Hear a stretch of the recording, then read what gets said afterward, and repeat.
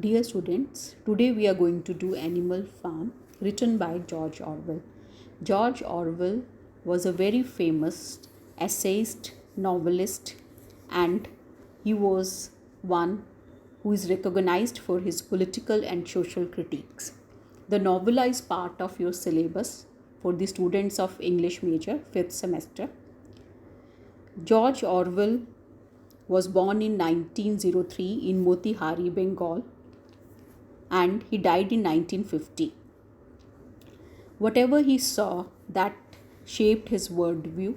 He served in Burma's imperial police. He witnessed the poverty in England, and he fought fascism in Spanish Civil War. And when he fought in Spanish Civil War, he could see the just injustices perpetuated by people who believed in totalitarian regimes. These encounters with injustice and authoritarianism fueled his passionate critique of these regimes. If we look at the historical context, we see that his writing career coincides with major political upheaval and global unrest. He was disillusioned with imperial rule in Burma, his observations of poverty in England, and his first-hand confrontation with horrors of dictatorship in Spanish Civil War exposed him to the dangers of hypocrisies of both right-wing and left-wing authoritarianism. After being severely wounded in Spain, he emerged as a passionate critic of Stalinism, turning his literary efforts towards exposing the betrayals and perversions of revolutionary idea. He published this despite a great controversy, and the publisher was reluctant. Before going any further, I would like to talk about totalitarianism or dictatorship. It is a form of government characterized by absolute and centralized control over all aspects of public and private life.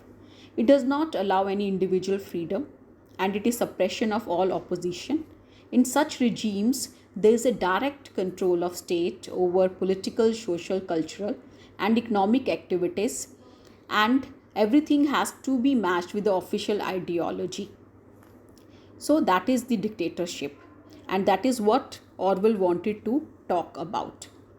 And when he saw the Russian Revolution of 1970, he could see that the principles that it was started with were betrayed, and that is what he wanted to talk about.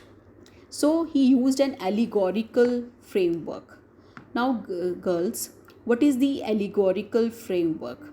So, an allegorical novella is a short novel or extended narrative that uses characters, events, and settings not only as literal elements of a story but also as symbols to represent deeper moral, political, social, or spiritual meanings. The story operates on two levels: the surface story told by the plot and characters, but there is also a hidden or symbolic meaning that conveys broader concepts or critiques real world issues indirectly. So that is how he used this. It is also a fable. Fable is a short fictional story that typically aims to convey a moral or ethical lessons.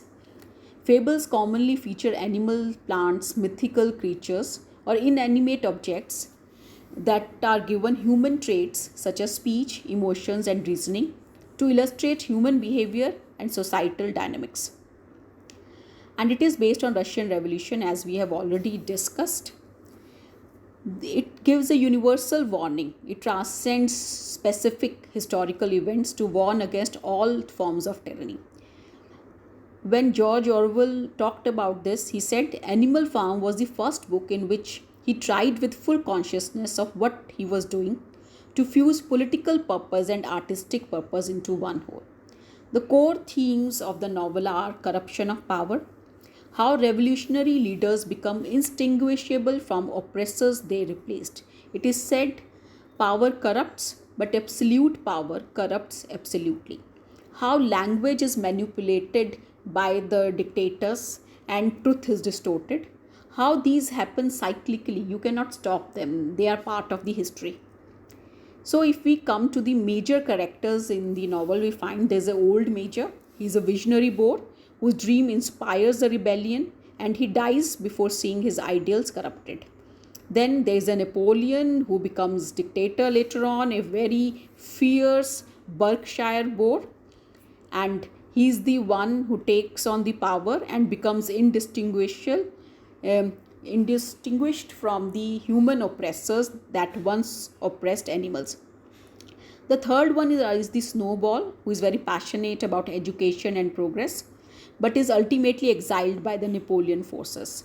Then we have the working class, the boxer, who is the loyal worker. He repeats maxims such as I will work harder, Napoleon is always right. Then we have his Clover, the compassionate gentle mare who supports boxer and increasingly troubled by the pig's betrayal of revolutionary ideals. Then we have Benjamin, the cynical donkey, who observes with detachment, understanding the truth but remains passive. The machinery of control is enforcement. Napoleon has trained dogs that serve as secret police. They silence dissent through fear.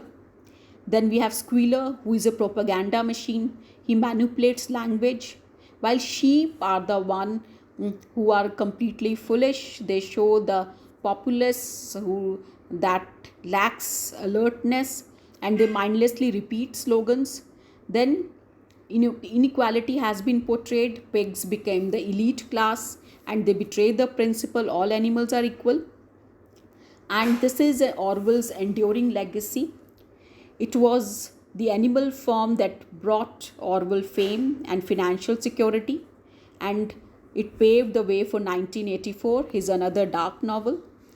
The novel issues a very universal warning. It transcends the Soviet critique to warn against all forms of ideological fanaticism. The novel has timeless relevance. It continues to challenge readers to question authority and resist manipulation. In the end, I can say that it is a masterpiece that reminds us power corrupts and absolute power corrupts absolutely.